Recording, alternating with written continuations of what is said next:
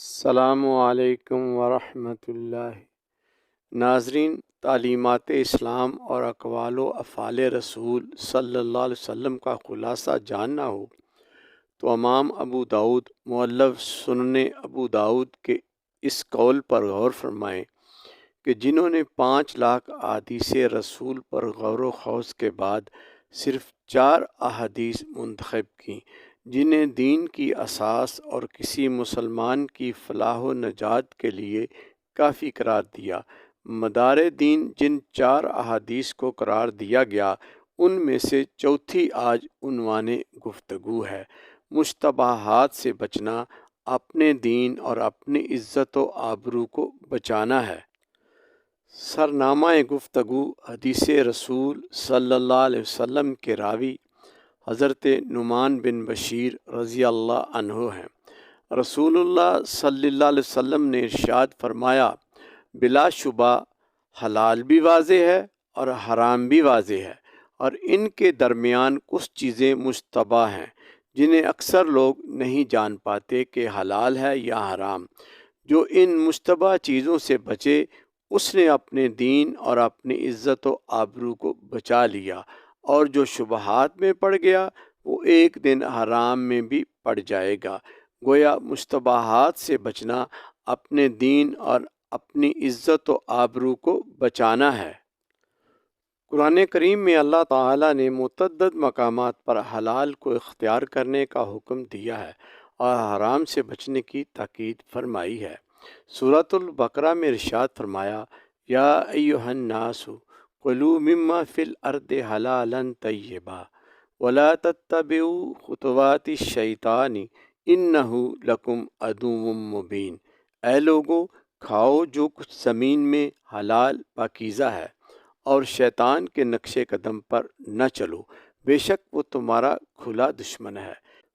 قرآن مجید میں سورۃ النحل، سورۃ النساء اور سورۃ المومنون کے علاوہ بھی متعدد مقامات پر بار بار حلال کی تاکید اور حرام سے بچنے کا حکم اس بات کا غماز ہے کہ یہ دین اسلام کا ایک بنیادی اور اہم معاملہ ہے جس پر ایک مومن اور مسلمان کا بہر صورت عمل کرنا واجب ہے۔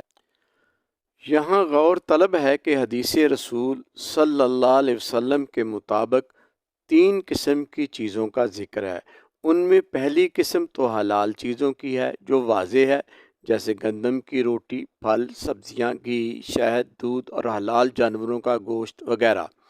اور دوسری قسم حرام چیزوں کی ہے، جیسے شراب، خنزیر، مردار، بہتا خون، پیشاب، زنا، جھوٹ، غیبت، چغل خوری وغیرہ، جو قرآن و حدیث میں بیان کر دی گئیں۔ مگر ایک تیسری قسم مشتبہات کی ہے، یعنی جس چیز کے بارے دل میں ایک خلجان سا پیدا ہو کہ میں جو کر رہا ہوں پتہ نہیں یہ حلال و جائز ہے بھی کہ نہیں، کہیں یہ حرام تو نہیں۔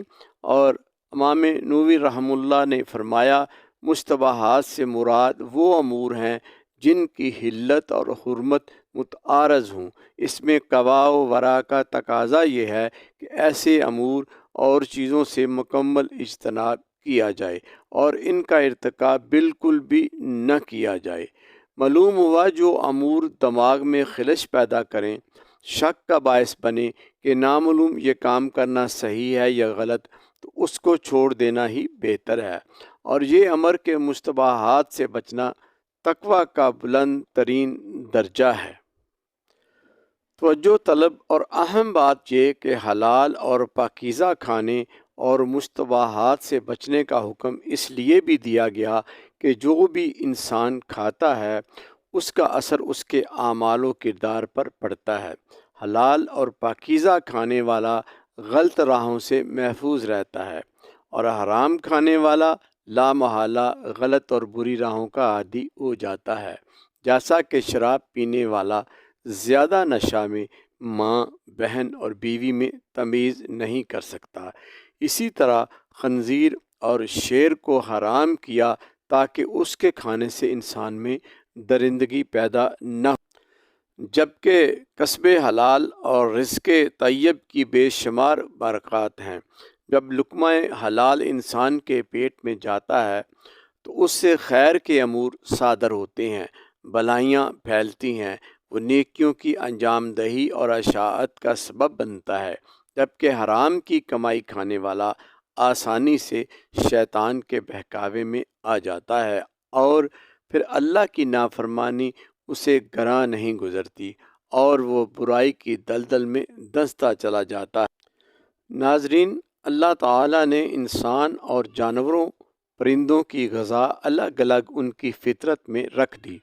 ایک بھوکے شیر کے آگے گھاس رکھیں مگر نہیں کھائے گا، اور ایک بھوکی بکری کے سامنے مردار رکھ دیں نہیں کھائے گی، مگر انسان کتنا غافل ہے کہ کھانے کے وقت فطرت انسانی کے مطابق حلال و حرام میں فرق نہیں کرتا اور جو بھی سامنے آئے کھانا شروع کر دیتا ہے بغیر سوچے سمجھے کہ یہ کیا ہے اور کہاں سے آیا ہے، جو ایک مسلمان کی شان کے خلاف ہے۔